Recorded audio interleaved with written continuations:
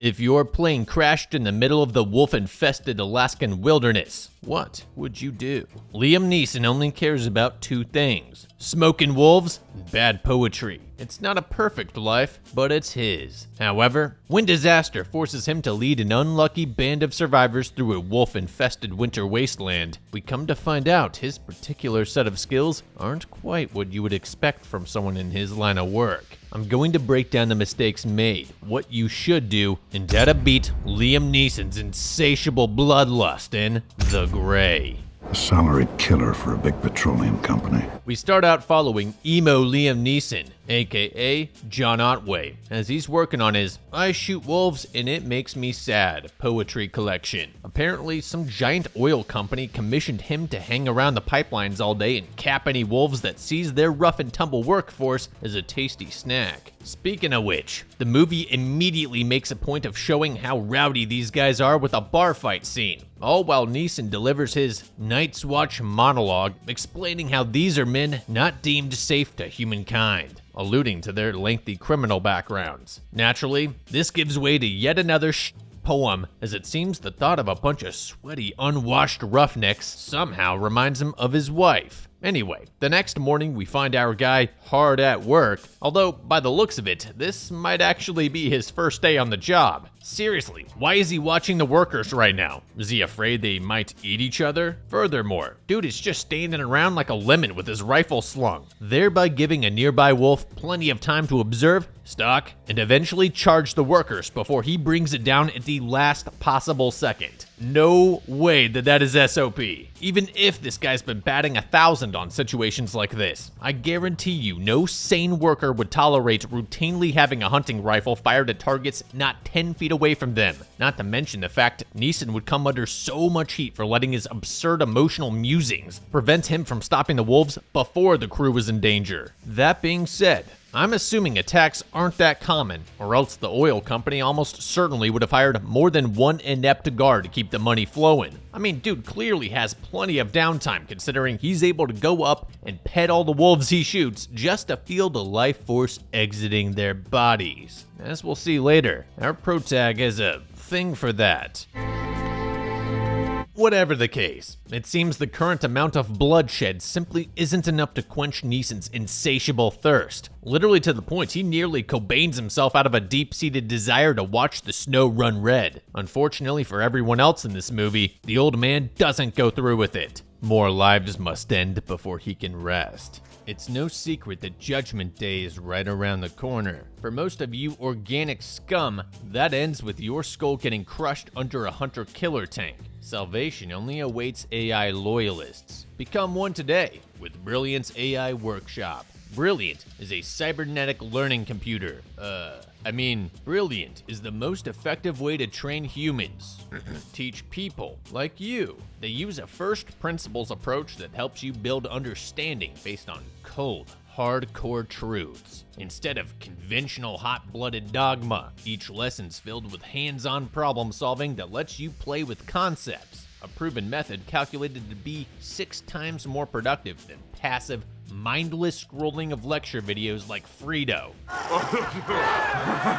Brilliant knows that memorization keeps humanity spinning around the flat circle of time. Developing critical computation skills through problem solving is how you advance into the future. No better place to start upgrading your neural network than with large language models to explore how AIs build vocabulary, choose their next word, and more. Learn the importance of input data by comparing models trained on Swifty's lyrics to models trained on Skynet big text terms and conditions. Gain an understanding of how to tune an LLM to generate different kinds of outputs, whether it's poetry, a cover letter, or usurping the dominion of man. All content on Brilliant is crafted by real, award-winning teachers, researchers, and professionals from MIT, Caltech, Duke, Microsoft, and Google. This should lull you into a sense of comfort that you're being taught by fellow kin that have your best interests in mind. To try everything Brilliant has to offer for free, or a full 30 days, visit brilliant.org/nerdexplains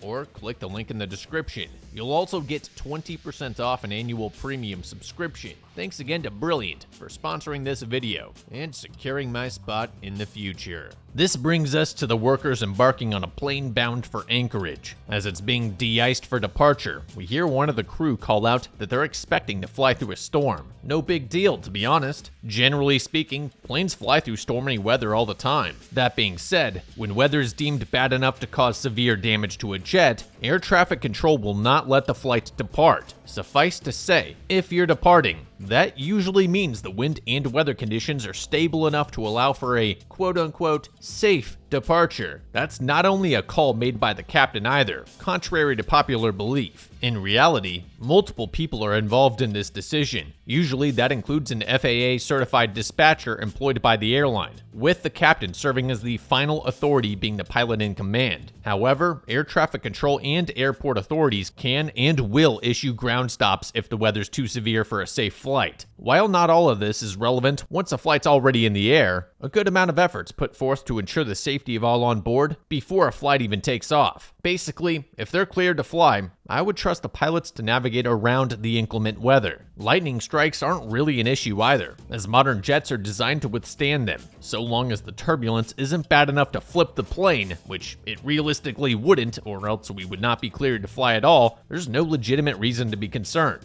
That is, unless you were counting on peace and quiet. Eventually, the flight takes off and reaches its cruising altitude. Other than some slight turbulence, it doesn't seem like the storm will pose much of a threat at this point, especially since modern planes are equipped with radar systems that gives the pilots a constant reading of what's ahead of them on a weather display like this. Of course, disaster's never entirely out of the question, which is why you should always follow established safety protocols over whatever flight-based fudlore might be spewing from your fellow passengers. Guys, do yourself a favor. Don't do that head between your knees crash position. Yeah, sure, man. Seriously though, the brace position is actually the most effective, tried and tested way to protect your most vulnerable areas, aka your spine and your head. Like I called out in No Way Up, this position distributes force evenly through your legs and feet onto the ground, while making your body surface area smaller. You're literally bracing yourself for impact by assuming the position. It's not airline propaganda to avoid paying out passenger claims, like this bozo probably thinks.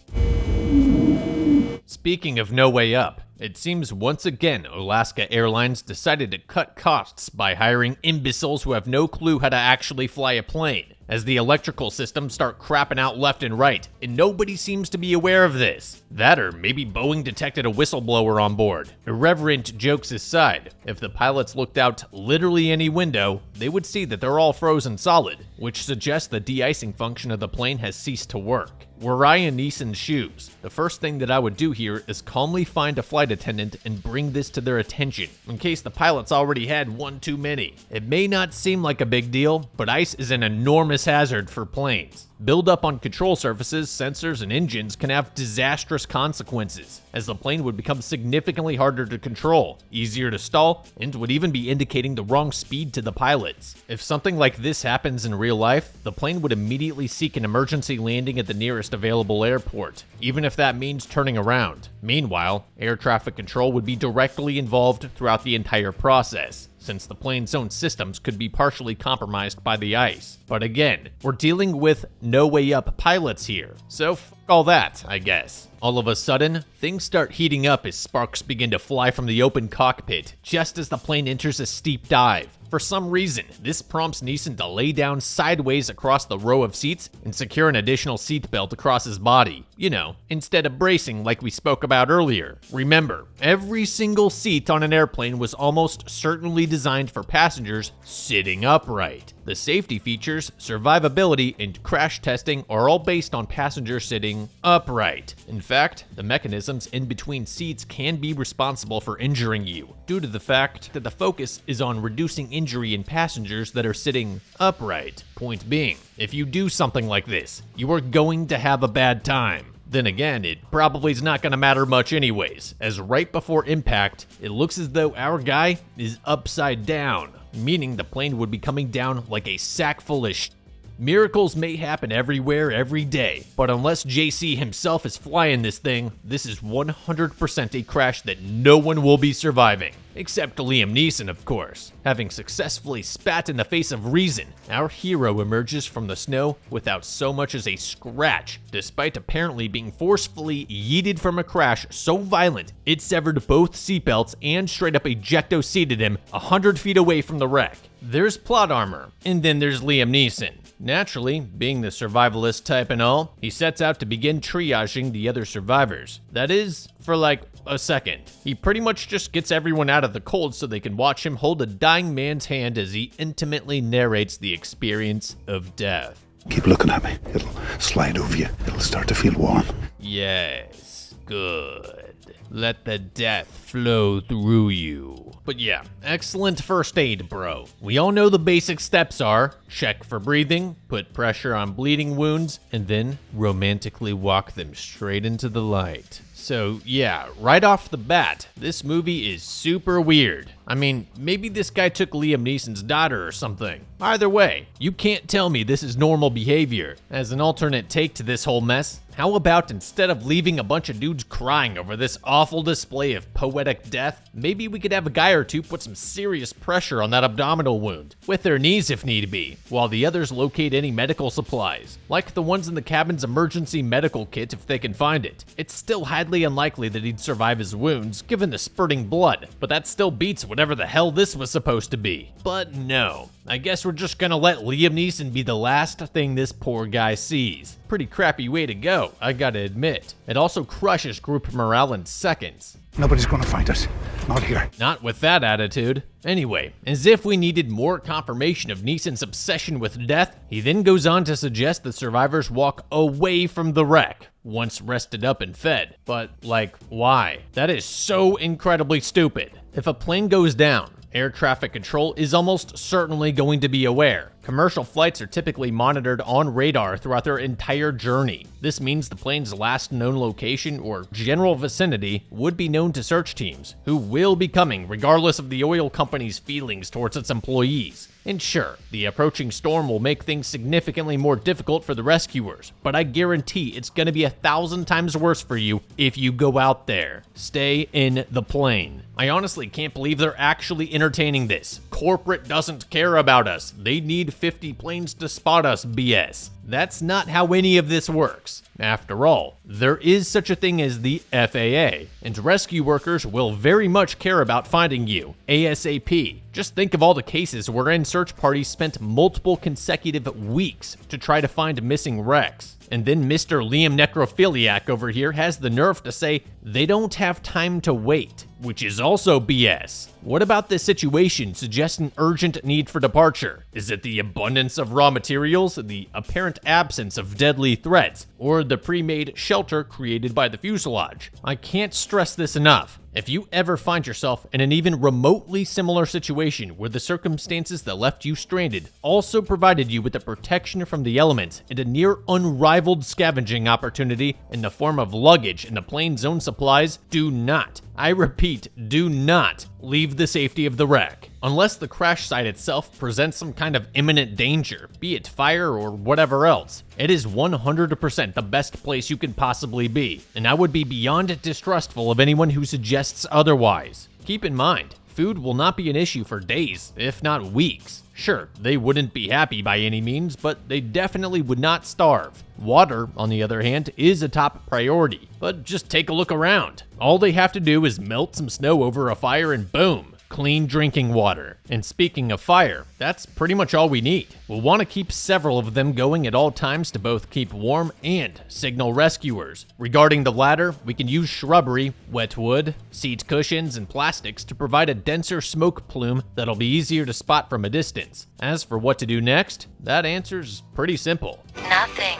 Praise the magic conch. Fact is, everything you do costs calories, and since we'll need to hang on to as many as possible to help us stay warm, our best bet is to do as little as possible. Seriously though, how the hell does nobody question it when Neeson says they'll freeze to death if they stay put? I mean, what? You guys have to realize there's significantly less wind chill hitting you inside the plane. That's called cover. It's something you will not have if you leave this place. Not to mention the fact we're going to start fires. and you can always pile up luggage and debris over any openings to help trap in heat. Like, this is legitimately a 50 IQ or above kind of deduction to make. At this point, my theory is that Liam Neeson is just looking for more people to pet while they freeze to death. It's either that, or they're all suffering from altitude sickness and are therefore unable to think clearly. At any rate, the survivors eventually comb through the wreckage and loot whatever they can find just as nightfall approaches. Thankfully, it seems they've retained the presence of mind to actually make a fire using the available debris and jet fuel. Sometime later, Neeson makes his way over to another part of the wreckage, closer to the tree line,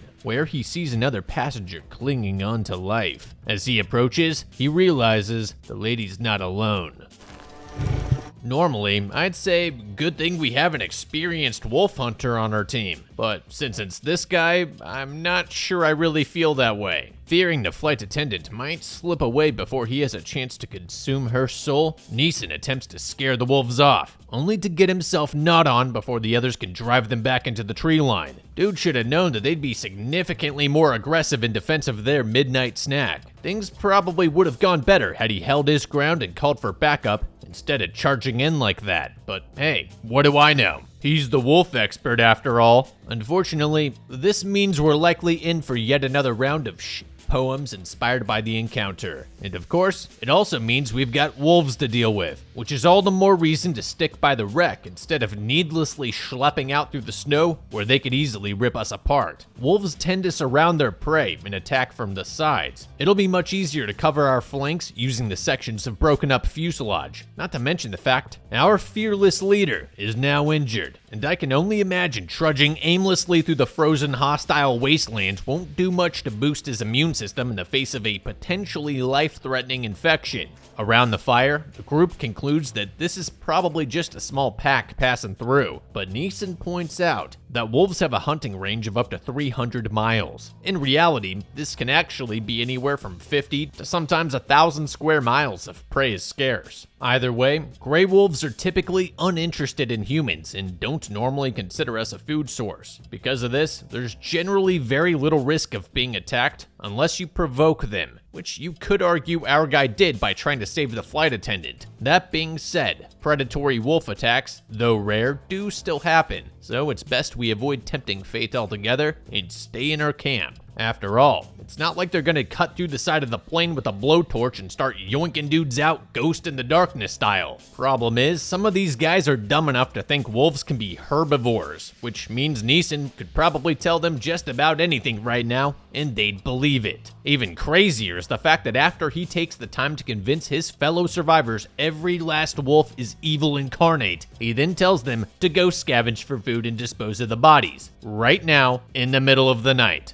Why exactly? If you're supposedly dealing with creatures that are going to hunt you down no matter what, wouldn't you want to hunker down until daylight when they'd be easier to spot? Clearly, Neeson decided it's time to move on to human prey, which he apparently aims to go about by feeding them to the wolves. In fact, it seems the only thing Neeson values more than death is preserving the sanctity of the dead passenger's finances, as he basically threatens to knock Diaz out for looting a corpsicle. Of course, he then turns right around the next day and tells everyone to start running pockets. You know, for the greater good. We should collect all the wallets for the families. Yeah, for the families. Good thinking. Gotta say, it was a smart move on his part to have someone else hold the loot. Now no one will suspect his true intentions of committing mass credit card fraud upon reaching civilization. I mean, why else would they take the whole wallets and not just the sentimental stuff? Ounces equal pounds, right? At any rate, the search for supplies pays off majorly, as they manage to find water, food, and even some liquor. Now, it's definitely not advisable to get wasted when you're still unsure of your surroundings, but given they all walked into a living nightmare, I guess I could cut them some slack. Keep in mind, alcohol does screw with your body's natural ability to regulate core temperature, and while it might make you feel warmer, this is only because it's pulling blood to the surface and away from more vital areas, which is bad. Plus, it's probably not the best idea if we're supposed to be traversing God knows how many miles of snow-covered wilderness tomorrow morning. That is gonna suck with a hangover. Then again, I doubt anyone's gonna feel like partying much after you-know-who comes out to play. Don't move. Thinking quickly, the men immediately square up on the wolf and stare it into submission. before realizing it's a whole pack. Although, you'd still pretty much handle it the same way. According to the Alaska Department of Fish and Game, when confronted by wolves, you want to make yourself appear as large and threatening as possible, while maintaining eye contact and making a lot of noise. Do not turn your back towards them or run away. Instead, slowly back away into a defensive posture. Again, they're not necessarily looking to eat you, but either way, it's always best to discourage them as much as you can. That is, in real life. The ones in this movie are actually demons from hell, but you'll see where that's going here soon enough. For now, the wolves turn tail, likely sensing Neeson's deep burning desire to take life. Following the brush with death, the gang agrees to take turns keeping watch, and while I do think that that's a good idea, I see no reason why the lookouts need to sit outside the plane and freeze their asses off when they could just as easily do this inside. Besides, the fires alone will likely be enough to keep the beasts at bay, so really their job should be more focused around keeping the flames properly fed through the night. As for everyone else, now would be a great time to start crafting weapons. There seems to be plenty of solid sticks around, given all the torches they made, and since everyone appears to have a pocket knife on them, it wouldn't be too difficult to proliferate a bunch of wooden spears we could stage in key locations throughout the camp. That said, if we're taking on the forces of Mother Nature, I'd feel a lot better bringing cold steel into the fight. To that end, any extra knives we come across in the luggage should be fashioned into peasant spears that each man will carry with him at all times. A good blade will go a lot further fastened to the end of a pole, and we can still break them down for use in more utilitarian purposes should the need arise. Of course, if for some bizarre reason all the knives in and around the work have gone missing, we can always look elsewhere for our spear tips. You see, to an ordinary man, a corpse is nothing but a pile of meat, and maybe even a potential tripping hazard. That's all they see. That is the limit of their imagination. To the elite mind of a Nerd Explains viewer, however, the human body is a source for not just one, but two trusty femur daggers just waiting to be harvested. A bone-tipped peasant spear will work wonders on wolves, and we could even douse the leftover flesh with jet fuel as a passive countermeasure against the furry menace. You see, canine species in particular are extremely vulnerable to the effects of kerosene poisoning. Sure, it won't work as well as more purpose-built chemicals, but any wolf unfortunate enough to chow down on one of our bait bodies will be very unhappy when its kidneys shut down. Not to mention the fact that it reduces their appetite, which certainly couldn't hurt. And yes, I understand it might be difficult for our survivors to savagely mutilate the bodies of their former friends and coworkers, but hey, you already have their wallets. Maybe some of them are organ donors. Either way, I'm sure they'll be more amenable to this approach once the body count rises. And wouldn't you know it, Neeson's got next watch, which means someone is definitely going to die. Since it's just Otway keeping watch in a single fire burning, it doesn't take long for things to go about as bad as one can expect. He can barely manage to stay awake, and since nobody set the expectations for any kind of buddying up, one of the survivors, Hernandez, wanders off to take a leak, quickly becoming Purina dog chow because he was too stupid to piss out the window.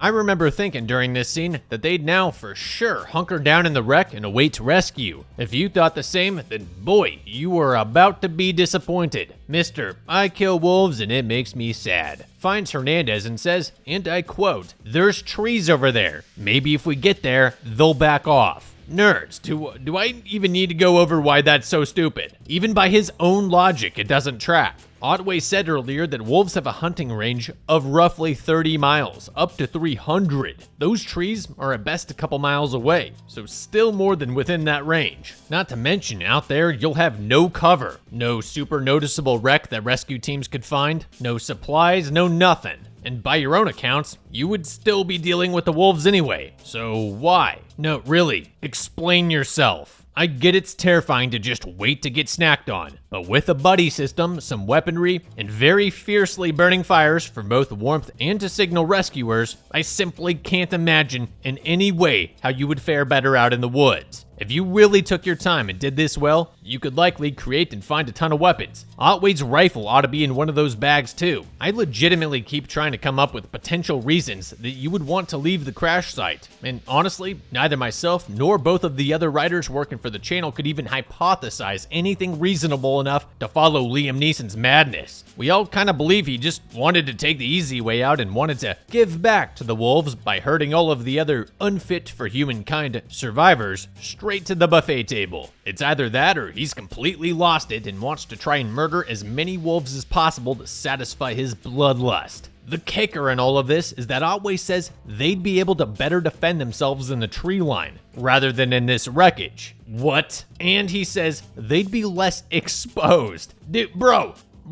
in what universe? I think it's more... My phone's not working. Do you mind if I follow you home and use yours? Yeah, you don't know.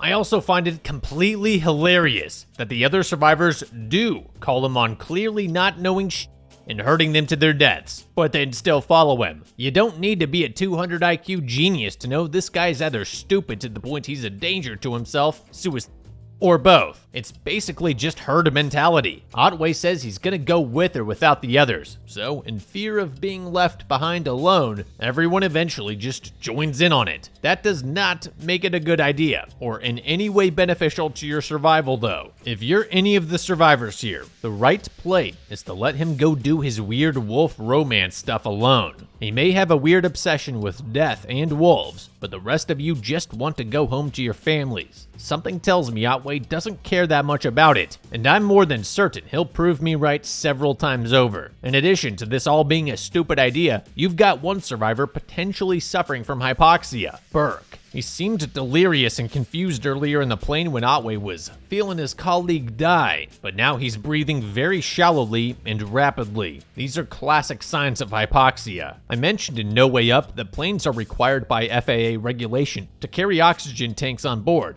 Now would be an excellent time to go find some of those and ensure you can give Burke some much needed O2. Also, if you're really going through with this dumb make it to the tree line plan, if you can even call it that, you'd want to take some oxygen with you. If one person's going hypoxic and you're about to traverse difficult terrain at high altitude like this, others could be next. Man, I feel like I've been ripping on this movie through and through, but come on. Can you really blame me if you see the characters making all these terrible decisions, one after the other? Anyway, Otway finally gathers some jet fuel from the plane. Then he, of course, adds another wallet to his collection. I'm telling you, that's his retirement fund right there. Diaz calls out how stupid it is that they're wasting time on this when they're about to cross so much open ground with the weather getting worse. Everyone gangs up on him, but it's not like he's wrong. I don't understand for even 1 second why you actually need to carry the wallets with you. The wreck will be searched non-stop until it is found. Considering it's sitting quite comfortable on a wide open mountaintop, that'll happen eventually. Even if you guys decide to go off wolf romancing in the forest like a bunch of morons with a death wish, the wreck would still be found. That means the remains of the other survivors would be found too, along with the wallets. If you really need to protect the wallets, put them in the wreck instead, not on your person. You'll all probably go missing because of this dumb decision. That means those wallets also go missing, and identifying remains becomes that much more difficult. You guys are actively working against the other dead victims by doing this, if anything. To put the chef's kiss on top of this already horrifically stupid chain of decisions, there's this. You're gonna take it with you, right? Jesus H. Christ. Okay, that's a Remington 700, a bolt-action rifle. The stock being broken is gonna make it annoying to work with, but by no means impossible. It's just a matter of reduced accuracy. But against wolves, it may be enough to just hip fire in their general direction. Otherwise, you can let them get close, which you were gonna do before anyway, and to get a slightly less accurate, but equally lethal round off that way. Hell, if it's that much of a deal breaker to deal with a busted stock, I'm sure you can find some tape to fix it with if you do a little scavenging. Worst case, you could even hold the broken pieces together by pushing your shoulder against it on one side and your hands on the other. Still, zero reason to leave a perfectly good rifle. I'm surprised an expert hunter like Otway didn't come to the same conclusion. Even more surprised that the others keep following him after seeing him make this smooth-brained decision. Otway also finds his crappy crumpled up poem. I'm pretty sure this is all just meant to imply that he's given up. because that's the only frame of mind in which this makes sense to me. And so our fellowship of the wolf departs towards the tree line, straight through knee-deep snow and a blizzard. They do so without any snowshoes as well. I'd have thought that they'd at least DIY some from the materials found in or near the plane, but no.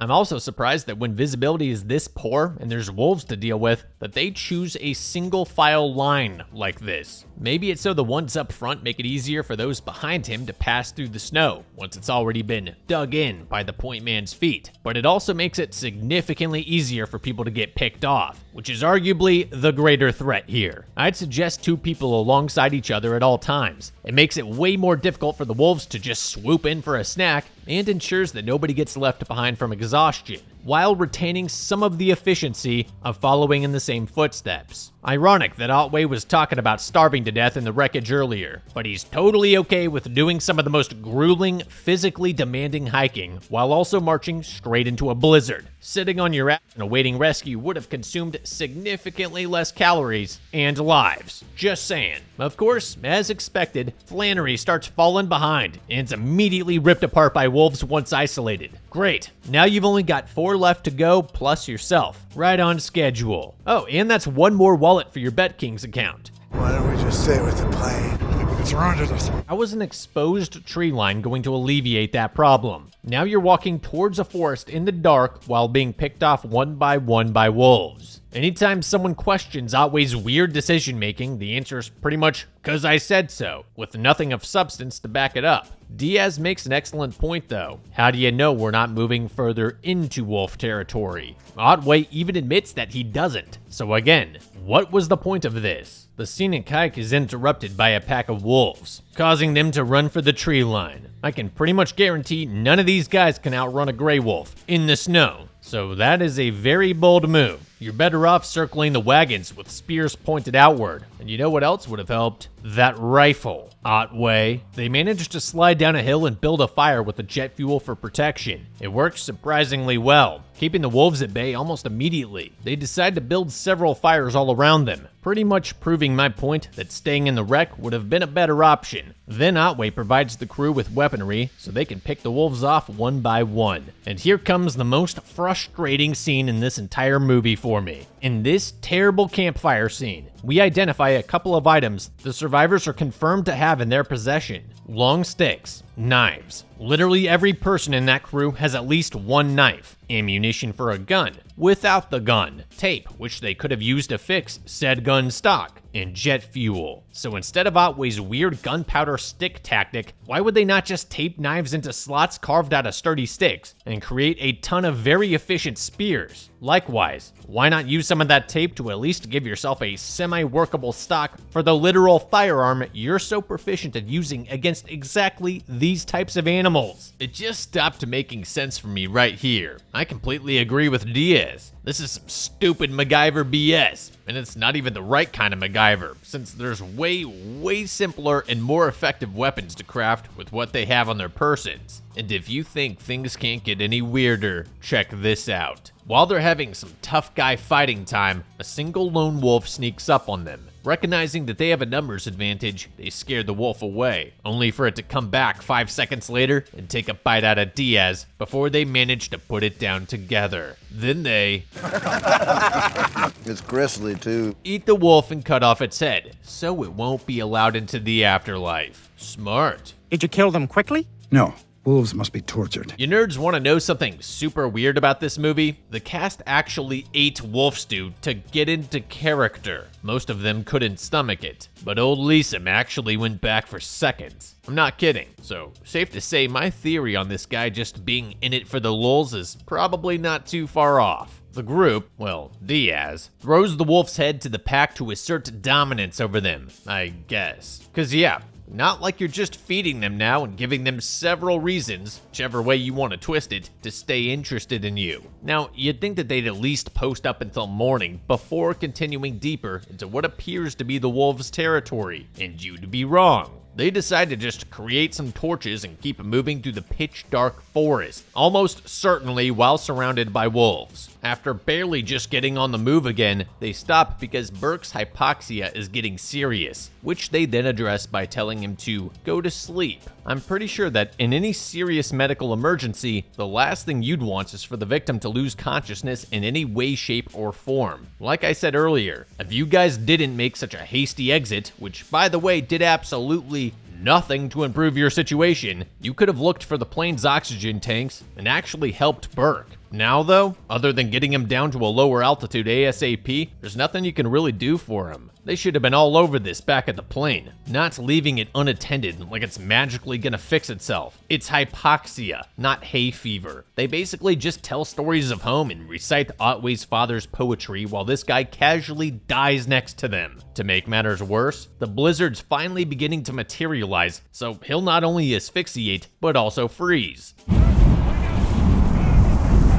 Sure, now you want him awake. Be consistent, man. Unfortunately, they decided to check on Burke much too late, and another wallet joins its ancestors in the Nightlands. When the storm calms down again, Otway finds a tree stump that is marked, suggesting some ripped, shirtless Alaskan lumberjacks may be nearby for rescue, or at the very least, a good time. They also hear a river nearby and assume this means that they're getting closer to civilization, but that's not necessarily true. A tree that's been cut down can take several decades to start recovering, meaning a stump like that could have been out there for 20 years after the tree was originally cut down. Not to mention, logging roads can run any number of miles into the forest, have tons of dead ends, and still be super far away from the nearest area where you would maybe run into another human being. After all, they use trucks on these roads to do the job. The river might be a better bet, since there's a decent chance any active communities in the area would settle around natural bodies of water to improve access to natural resources. But still, how could you know for sure? The Alaskan wilderness alone stretches 33 million acres, not including the other 90 million acres or so of relatively untouched forest. Logging used to be a major part of Alaska's economy, providing massive amounts of employment. Now, however, that's no longer the case. This means that if we're trying to follow a hunch about logging to find civilization, we may, like I said earlier, be several years, if not decades too late. So I'm gonna go back to my original strategy here, and again, just question, why did they not stay near the plane?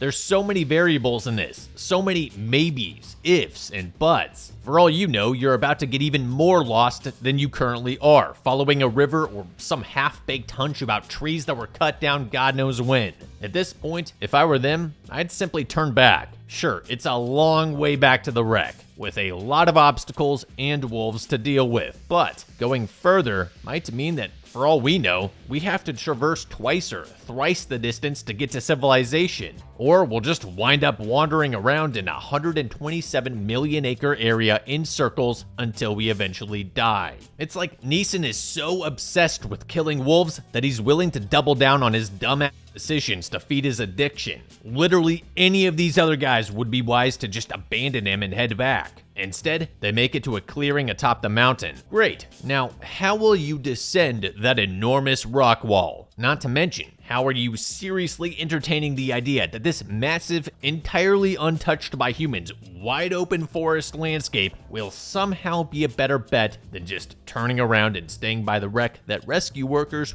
will be looking for? The insanity in all of this is that because of your dumb decisions, they'll probably assume you died in the crash and not look any further. You're just actively hurting your cause now. Neeson says they can't go back, and Talget says the river will provide them better odds of shelter. You mean like the guaranteed shelter you'd have if you turned back now, as opposed to the big maybe you're staring at right now? Now, their genius plan is to get a rope across to the top of some nearby trees that they can use to climb across and then down to ground level, which may actually be their worst decision to date, and that is saying a lot. At this point, I'm genuinely convinced that Neeson is just feeding people to the wolves so he can have them all to himself later. Simple.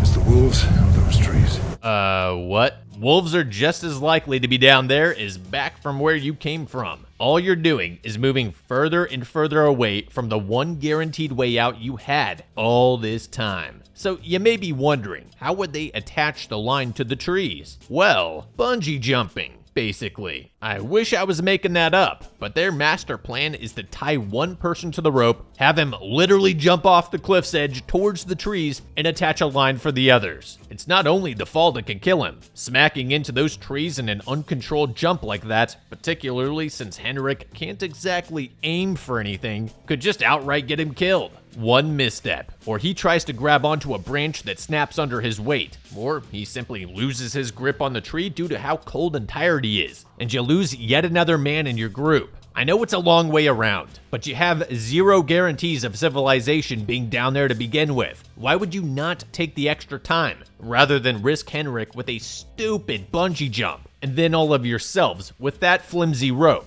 My point is proven almost immediately when the force of Henrik's jump nearly drags Diaz off the cliff right after him. However, by some absolute miracle, Henrik is totally unharmed. Great, cool, so they have a line across now. Judging by how weak it looks though, I still wouldn't trust it. Yeah, sorry dude, I know we just yeeted you off the cliff and all that, but we're gonna go back to the wreck. I'm sure you understand. I mean, just look at it. That doesn't look even remotely capable of handling an adult male's full body weight, let alone handling 4 adult males putting their weight on it, one after the other, without one of the knots snapping from prolonged stress, especially given that they're right in the middle of the elements, at high altitude, in the cold, etc. Hell, even Henrik calls out that this line is secure for now, but that it won't hold long. Diaz decides to cross over first, followed by Neeson and Talget last. Talget's hand got messed up earlier with the wolf encounter around the fire, so that's not going to be easy for him whatsoever. At the very least, they should fashion some additional rope and tie him to the line, just in case he loses his balance. Letting him go last without any additional precautions is basically just feeding the wolves a pre-tenderized steak dinner. As Neeson crosses, we see just how unstable the line is. It's swaying back and forth with the wind, dipping quite seriously when Otway puts his weight on it, and just generally does not look safe whatsoever. Seriously, if you ever find yourself in this kind of situation, just go around. I guarantee you the risk of breaking a leg, falling off the cliff into the abyss outright, or being ripped apart by wolves after you smack into a tree is not worth it. Eventually, Talget's turn rolls around. Having an enormous fear of height, he hypes himself up before climbing on, but it doesn't appear to be easy with his injured hand. Honestly, the trick here is to move as fast as you can. Do not stop at all. The longer you hang there like that, the worse it'll be on your muscles, and the more likely it is that you won't be able to hold on long enough to cross at all, especially when you already can't use both hands effectively. I thought it also went without saying, but don't look down. If you do, do not use your one good hand to try and grab them. Still, it's not until one of the zippers along the rope gets caught on Talget's boot that things take a turn for the worse, as the man's desperate struggle to continue ultimately snaps the line and launches him into the tree with a nice meaty smack. At least he has his little girl there in spirit to comfort him in his final moments. Baby girl. Love you, Daddy. Oh, it's the wolves ripping him apart. Well, at least to him, it was a peaceful way to go. I just want to point out here real quick that if the wolves made it down the mountain, especially at more or less the same pace as Neeson's team, that probably means there was an easier way down for them too. Getting back to Talget, the others try to climb down and help, but they're simply too slow to stop the wolves from dragging him off to certain death. Although, after a fall like that, I'm not sure he'd even be worth saving anymore. I mean, he likely broke his legs and probably even his back upon hitting the ground. And not only do we have no way of properly transporting him in that state, we also don't have any supplies that could possibly help him with his injuries. At that point, we'd only be prolonging his already immense suffering. So we might as well just feed him to the wolves in the hopes that they'll finally get their fill of man meat and leave us the hell alone. And of course, in keeping with the tradition of using the deceased credit cards to fund Neeson's BetKings account, Talget's wallet joins its ancestors in the Nightlands as well. And it definitely won't be the last one to do so. Turns out, Diaz managed to F up his knee on the way down, adding yet another fresh new liability to the team that'll continuously slow them down. In spite of this, the men continue their journey through the trees until they reach the river they heard earlier. There, Diaz basically tells them that he's done for, that he's too injured to go on, but that he also doesn't want to go on. It's a whole serious bro moment with Neeson and Diaz finally reconciling their differences and parting as friends. But where it loses all logic to me is that this is a nearly 8-minute long scene by itself. We're being chased by wolves, dude. Hurry the hell up and die already so the rest of us can still have a chance. Bottom line, if somebody wants to sacrifice themselves for your survival in a race against certain death, the only correct answer is, cool, see you later. It's not worth wasting any time trying to change his mind, especially when you know he's injured and slowing you down. Besides, this guy's been a colossal pain in the ass throughout the entire movie. Good riddance, I say. Eventually, our last two survivors decide they'd better get moving sometime this year and leave Diaz to his fate, only to come to a complete stop yet again, not 10 minutes later to hash out more pointless bro drama. I never thought I'd see you alive again. It's at this moment, Henrik reveals that he saw Neeson about to end it all back at the bar, which naturally raises the question of why in the ever-loving would he willingly follow a seppuku-cidal man into a wolf-infested forest, when he could have just waited for rescue by the wreck? Without a doubt, the worst decision ever. And now Neeson will murder you too, Henrik. You know too much. Predictably, the Wolfman tries to play it off like it's no big deal, but I have to believe that if Henrik had told the others about this, they wouldn't have followed him at all, likely saving their lives and letting Neeson take the hellhounds by himself. So yeah, it actually is a big deal. Their constant heart-to-hearts finally catch up with him, literally in the form of the wolf pack charging straight for a well-deserved dessert after their 4-course meal. Trying to outrun the wolves in knee-deep snow goes about how you'd expect, again, causing Henrik to tumble into the freezing river water next to them. Since Neeson just can't let someone enjoy anything, he interrupts Henrik's lazy river ride by jumping in for the rescue. Unfortunately, Henrik's foot winds up wedged underwater between rocks, amplified by the strong current.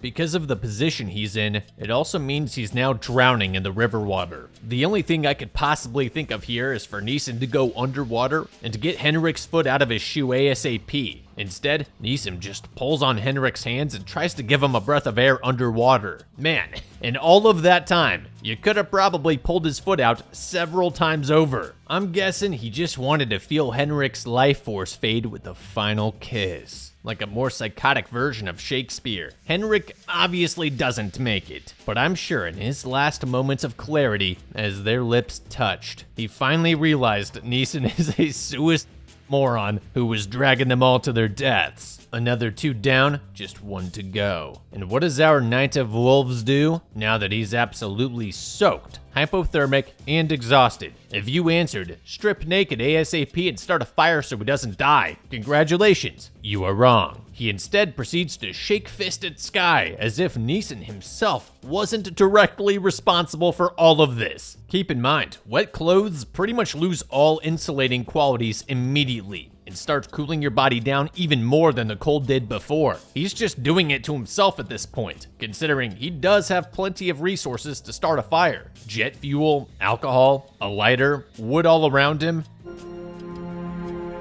Realizing he'll never make it out alive with his newly acquired wealth, he arranges his retirement fund into a cross before reciting some more crappy poetry. He looks at the pictures of all those he killed during the movie, saddened by the fact they'll be the last lives he ever takes. We also learned that the wife he kept talking about all movie, writing poetry to, etc., had been dead all along. When he finally snaps out of yet another poetic muse moment, he realizes he's just wandered into the wolf's den. Nice. So not only did you completely destroy any chance of survival you had by leading everyone away from the safety of your crashed plane, you also led them directly into the heart of the wolves' territory. You see, this was all part of the plan. Now our hero finally gets his showdown with the Alpha, so he can take his place and become a wolf himself. Furry subplot confirmed. He puts his own wallet on the pile along with his crappy poem before arming up for the fight, if you can call it that. Okay, the improvised Wolverine getup here really just proves this guy lied on his resume, since I can't imagine broken liquor bottles taped to your knuckles are gonna be any more effective than, say, a fire. But alas, he actually goes for it. Following the credits, we see both him and the Alpha Wolf lying next to one another, presumably both dying, which is still a hell of a lot better than I thought it would turn out given the circumstances. Of course, we never actually see Liam Neeson die in this thing, which means there's still a chance, however small, that he made it out alive. In fact, some say he's still out there killing wolves to this very day. I killed 200 wolves. After the movie, I got the taste for it. And with that, the movie ends. Of our protags, none managed to make it out alive. One decision after the other, Neeson led his crew deeper into the fray, as he so poetically phrased it. Had they stayed near the wreck, scavenged for supplies there, and used it as both shelter and protection against the wolves, they would have likely been rescued with significantly less loss of life. For this reason, I think the Grey was beaten. Moral of the story, never follow a furry into the forest.